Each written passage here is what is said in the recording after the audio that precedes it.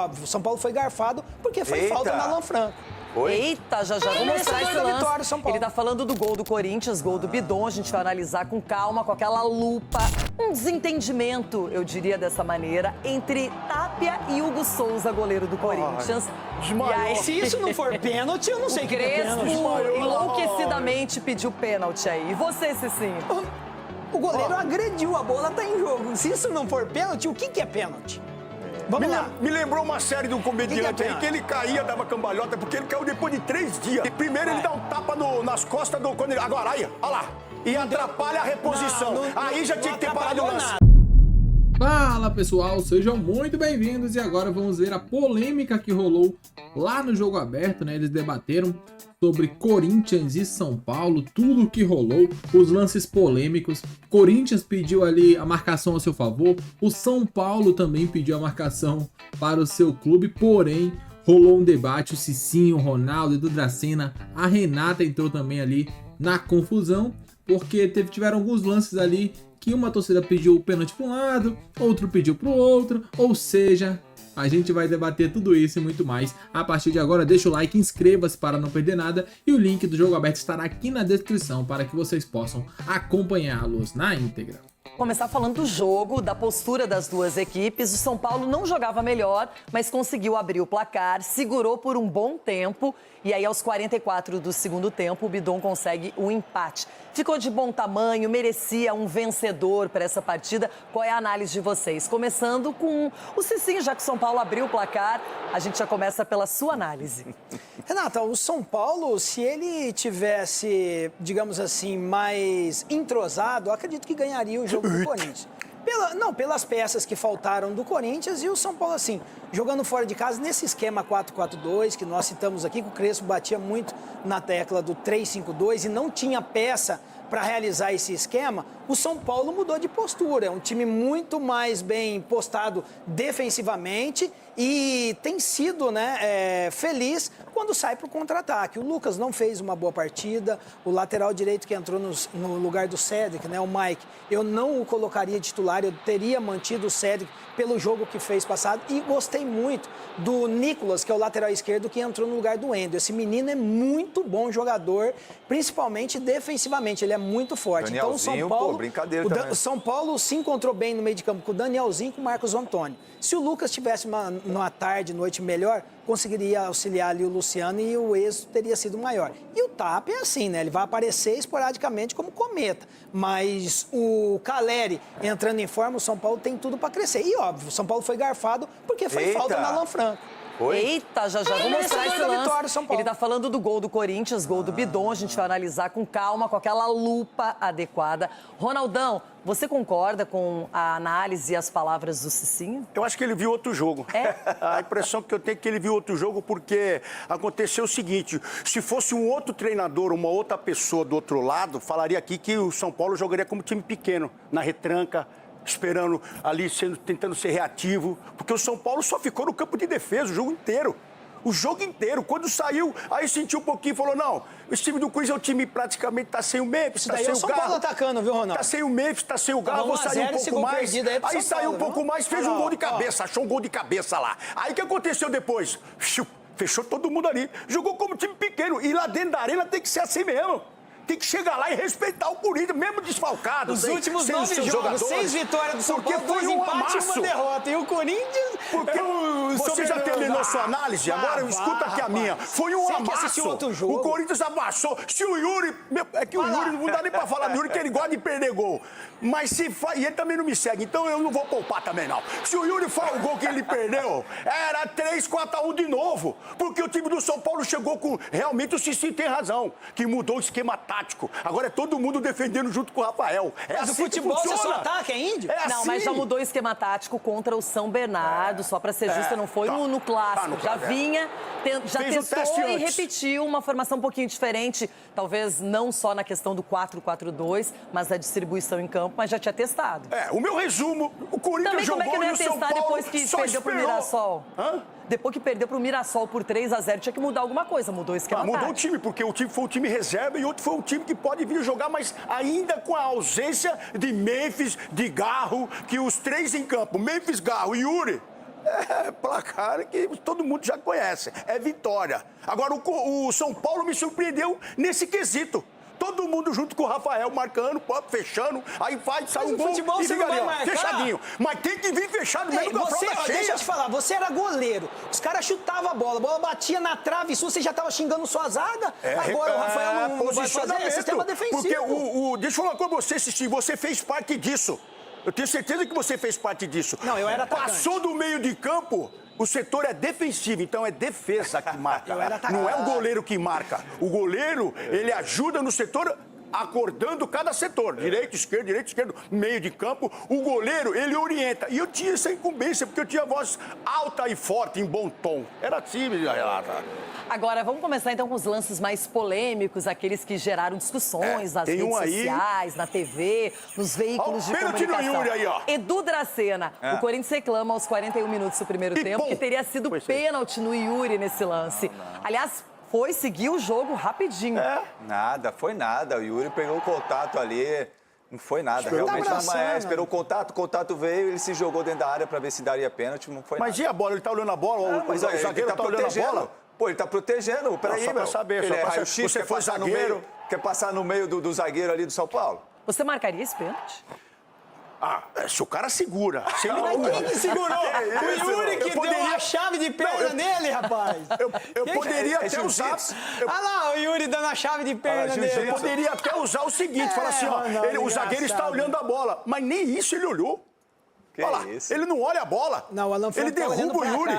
Eu acho que ele queria a camisa do Yuri aí, antes de terminar o jogo. Porque só pode Na minha opinião, segue o jogo. E aí, Cicinho? Não, nada a ver. Foi falta do Yuri no Alan Franco lá se jogando pra trás e puxando ele. Né? O jogador cai daquele jeito espalhafatoso, enfim. Mas também teve um lance que chamou a atenção. Um desentendimento, eu diria dessa maneira, entre Tapia e Hugo Souza, goleiro do Corinthians.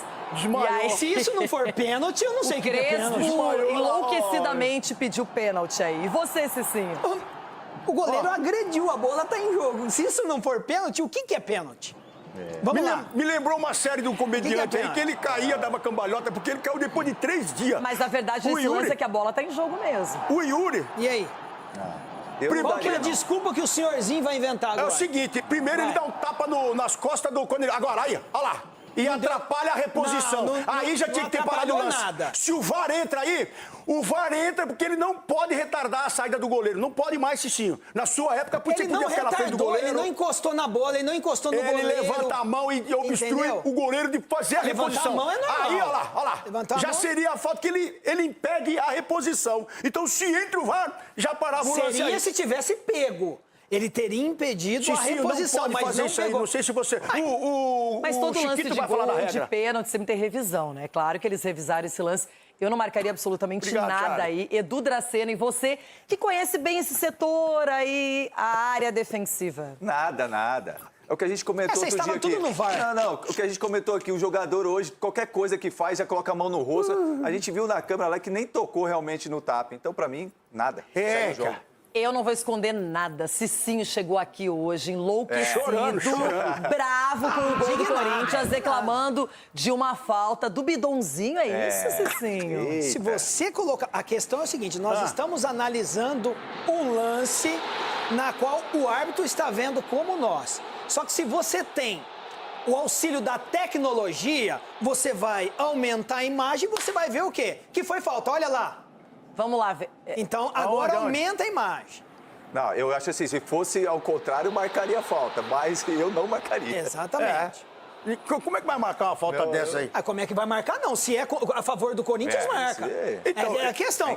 Como é que vai marcar? É só você analisar o time. Olha lá, ó. O Bidon toma um chute. Agora temos uma imagem bem próxima. Olha lá o Bidon. Ele toma um chute, o Bidon e cai. Como toma um chute? Ele tá tomando vantagem do defensor. Quem toma um chute também não, né? Ele tá na frente, ele faz a proteção, toma um chute embaixo, ele cai, levanta, por quê? Porque o pessoal do São Paulo tava se jogando o jogo inteiro. Colocava a mão no rosto, caía, o goleiro demorou pra bater o tiro de meta quente. Eles estavam fazendo amarelo cera. por isso. Então, eles estavam fazendo cera. Então, ele já queria cair ali e ficar rolando pra terminar o jogo. O Yuri Alberto Arboleda o juiz deixou rolar rolar a bola de cabeça pro pro Rafael, e o Yuri Alberto, ele jogou a cara no braço do Arboleda. Não, esse lance aí, Cicinho, pra falar agora. que foi... Aí, pera, esse lance Ainda bem que o juiz não deu Não, peraí, então a reclamação chorando. é o seguinte, o Cicinho, pra ele, foi falta do Bidon, deveria ter sido anulado o gol. Alguém marcaria essa falta? O Edu já disse que não, né? Não marcaria, não. Você viu o lance que eu te mostrei, Edu? Marcaria, eu vi sim. E outro, Mas é a famosa câmera lenta, né? Você é zagueiro, meu irmão, você tá de frente. É de bico. Chuta tudo. Mas como que chuta tudo se o cara impediu? Ele foi fazer o quê ali? Ele foi dar um peteleco na bola? Ele foi meigo, Peteleco. Cicinho. Foi meigo. Como que ele foi Ele foi meigo? meigo, Ele zagueiro, foi zagueiro tem que chegar, cauteloso irmão. porque a bola está na entrada da Cauteloso, ele área. derrubou o Bidon. Ainda mais se tratando de Corinthians. Qualquer coisa o juiz dá, Mas ele isso é foi muito verdade. cauteloso. Aí eu concordo com você. Então, se é lá, se é o contra o Corinthians,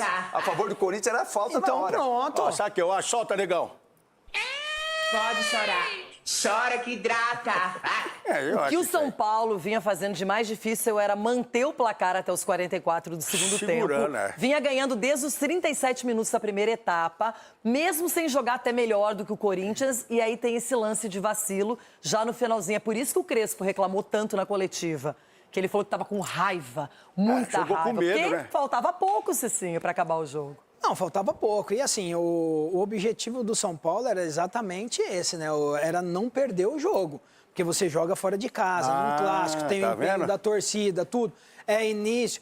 O tumulto político. Na verdade, a grande vitória do São Paulo foi na sexta-feira. Então, assim, o São Paulo entrou em campo sabedor que o quê? O mínimo que fizesse, não perderia pro Corinthians. E o mínimo que fez, não perdeu pro Corinthians.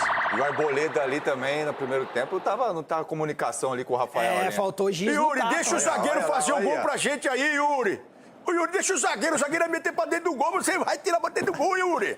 Mas quando o Dorival coloca o Pedro Raul, sabendo que precisava fazer o gol, quando ele põe também o Matheus Pereira, Vitinho. o Dieguinho, Vitinho, quando ele muda as peças, o Corinthians não tinha outro caminho, foi pra cima, não fez também aquela pressão tão forte, mas foi pra cima do São Paulo, São Paulo recuou.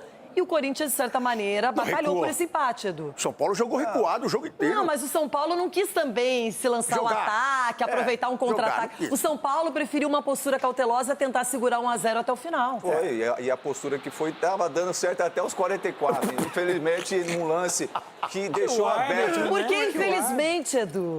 Porque o São Paulo podia ter ganho do Corinthians lá e o Cicinho ia ter... Infelizmente, quando tem intervenção do árbitro, é chato. Pode chorar mais. Olha isso aí, ó. Mas a olha só, intervenção foi essa. O Mateuzinho calibrado era na outra sexta-feira coisa. eu disse aqui que seria um jogo doído. Até que não foi um jogo tão doído assim, até que foi competitivo, competiu as duas equipes. São Paulo melhorou bastante. Como a gente Teve disse gente aqui, que acertou pra cá, a gente né, disse menino? aqui o seguinte, ô Crespo, você tá vendo nosso programa, hein, meu irmão? Ó, mete 3 volantes, 3 lá na frente, então você tá vendo. Agora só dá sequência. Então o São Paulo Põe ainda 5 tem volantes. para evoluir, principalmente com a pênalti aí, ó. chegada do Calheri, voltando Olha o o pênalti Calheri aí, ó. e o Lucas Engraçado Moura. que ele não fala que o Hugo falhou no gol do São Paulo, Ó, né? cabeçada, rapaz. Que Cabeçada queima-roupa, rapaz. Ele errou. nunca mais acerta essa cabeçada. Ele vai passar o ano inteiro sem fazer um gol de cabeça. Não, quem esse nunca menino. mais acerta uma cabeçada dessa é o Tapia, que eu pensei assim, Então- esse é um candidato pro Caleri entrar no jogo, que até o Lucas saiu e o Caleri entrou no lugar do Nunca Lucas, mais mas ele acerta. eu imaginei que seria uma coisa assim, e o Tapia me surpreendeu. Acho que até porque ele se comportou como um autêntico centroavante ali. O São Paulo teve uma chance, mas deu impedimento, e depois a primeira efetiva chance, São Paulo fez o gol. O Tapa é igual o que o doutor fala, aquele atacante que cansa zagueiro. Cansa. O zagueiro, a torcida. Tá aí, né? Tá aí um pouquinho do que foi analisado.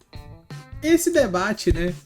Pra vocês, foi pênalti do Hugo ali naquela disputa com o atacante do São Paulo? Não foi? O atacante atrapalhou o Hugo, né? Também teve o lance ali do gol do Bidon, acho que foi o que mais gerou polêmica, já que o lado corintiano falou, olha, o Bidon sofreu falta, mas ainda assim foi na raça, se levantou, fez o gol.